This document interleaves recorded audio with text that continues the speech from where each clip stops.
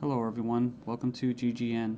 Today is Friday, June 29th, 2012, and I'm Darko. This is my website, ggnonline.com. There's a poll up there, you can check on it and vote how long until a drone kills the first American on American soil. So far, the majority are saying within the next year, followed by the next 2 years. You can follow GGN with your email address, also on YouTube, ddarko2012 and ddarko2013.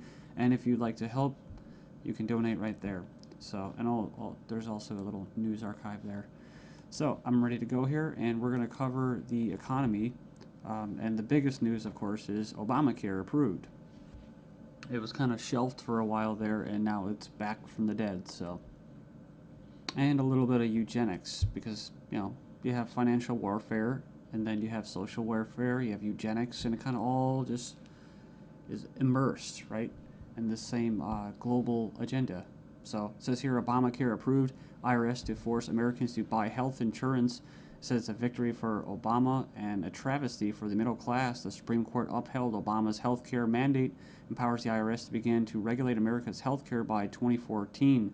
Expect IRS thugs armed with shotguns knocking at your door to fine you almost $700 a person or $2,000 per household for failure to purchase health insurance.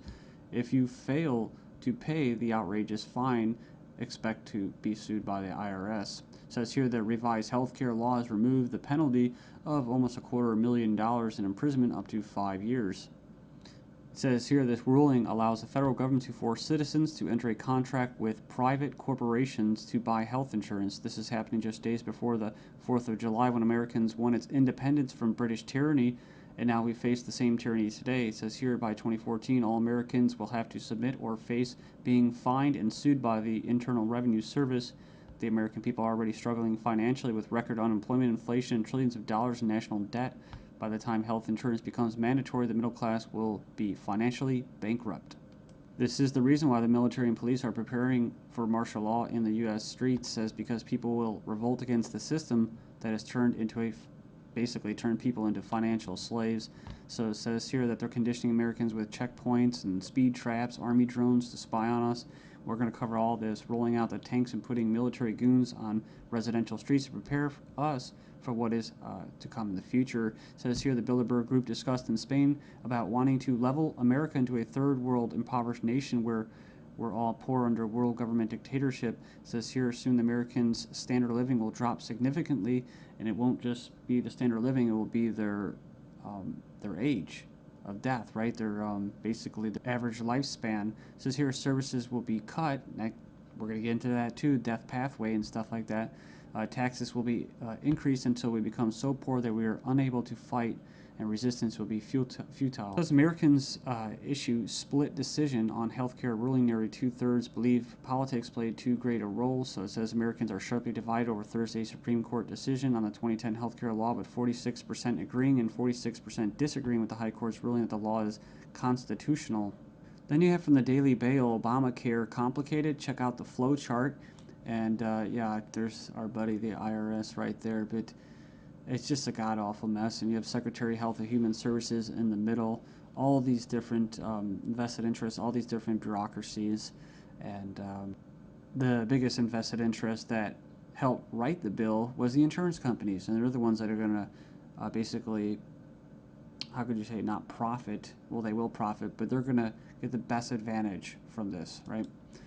And if you would like an anarchist perspective on the whole Obamacare thing, I think Stefan Molyneux did a pretty good analysis of this. I think he held back a lot. I think he's gone over it and made his point so many times, his argument, that he was actually kind of just laid back about it. So it's kind of nice. It's 18 minutes, not too long. The truth about Obamacare, yes, it's even worse than you think. And right here in the description, he puts in there the 6 facts that he presents in his argument. So fact 1, there is no law in the U.S. anymore. Basically what he's saying is that if they could just do anything, then there's no law, right? And it's tricky because, in quote, in a stateless society, there would be what? No law. Well, there would still be common law. See, this isn't common law. This is political law. That's why you have pigs, political law enforcement, and the like that are going to be enforcing this, federal agents and that. So in other words, what he's saying is that you might as well just have no government, because right here you have a dictatorship with, quote, laws, right? They have laws that basically write in a dictatorship. So we have here Obamacare is an admission that all previous government health care programs have failed. So, and this is true. I remember the recording, about Nixon and stuff like that, getting people on Medicaid. It doesn't really matter whether it's good or not. And in fact, costs have already doubled from initial estimates, and that's usually how it works. As soon as this gets closer to fruition, oh yeah, some hidden costs. Sorry, guys. Fact 4, 70% plus of healthcare issues result from individual choice. So the thing about it, he's talking about smoking, drinking, eating basically a lot of bad food and stuff like that. You can actually help. But a lot of these people that are going to, quote, benefit from this are not going to be doing anything to help their own health, right? So it says here the inability to discriminate on pre-existing conditions is an essential driver of healthcare cost. So I think what he's saying there is it's not very free market. It says here that the fines for non-compliance are destined to rise enormously. We have 15 reasons why the Obamacare decision is a mind-blowing disaster for America. It was actually, it says here it was voted 5-4 decision to uphold the vote. And it says here, the bill, it says here the swing vote was Chief Justice John Roberts, who was appointed by George Bush, W. Bush. And not that you'd have any confidence in the judicial system as it stands, just based off past history and their track record. It says here, after the vote today, it is hard to have any faith in the U.S. Supreme Court. I guess they're saying because it was quote conservative. According to the Supreme Court, the federal government has the power to force you to buy private goods and services.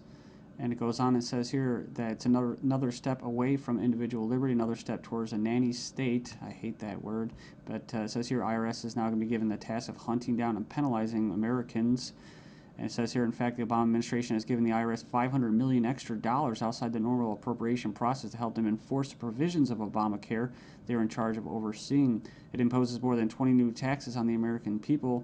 And you can click the link there. If you click the title of this article, you can find it and check it out. So it says here, number 5, an attempt to control costs and promote efficiency. Obamacare limits the treatment options that doctors and patients can consider. In other words, the death pathway, right? The British system, this is likely to result in a decrease in life expectancy. That's what I was talking about in the United States in the beginning of this video. So yeah, it's going to send health insurance premiums soaring, especially for younger Americans. And, it's going to crush small businesses, as they say. And number 9, Obamacare is going to make the emerging doctor shortage in America a lot worse. So hundreds of thousands of doctors are leaving the medical profession because of this. It says here it's already forced the cancellation of dozens of doctor-owned hospitals. And it says here that the following is one example from the Alliance Defense Fund. It's an insidious little provision. It says here, did you know that this bill, you'll have to pay for life-saving drugs, but life drugs are free. So 100% free. If this plan were really about health care, it would be the other way around. So yeah, it's like robbing from the future to pay for the living. So and it just turns into